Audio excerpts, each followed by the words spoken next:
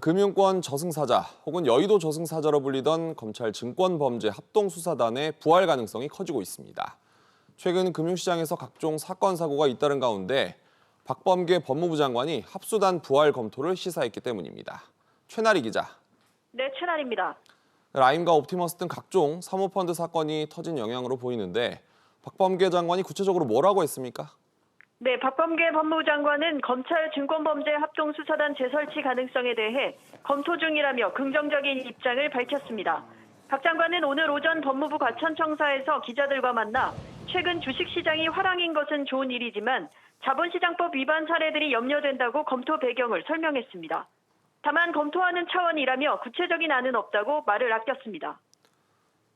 증권범죄 합동수사단은 앞서 추미애 전 장관이 검찰의 직접 수사 북서를 축소하는 과정에서 폐지되지 않았습니까?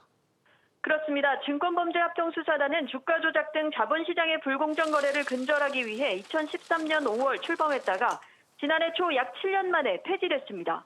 하지만 박 장관의 재설치 의지에 따라 법무부는 앞으로 합동수사단을 부활시키거나 현재 해당 역할을 맡고 있는 서울 남부지검 조직을 추가, 확대하는 등 다양한 방안을 논의 중인 것으로 알려졌습니다. 그럼 박 장관이 금융수사에 대한 전문성 강화를 강조한 것이다. 이렇게 볼 수 있을까요?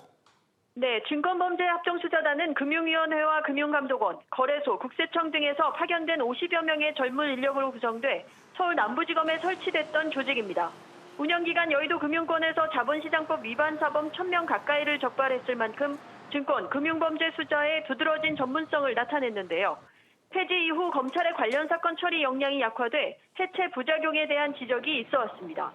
이에 따라 합동수사단이 부활할 경우 증시 호황과 관련된 범죄에 대해 대대적인 수사가 진행될 것으로 보입니다.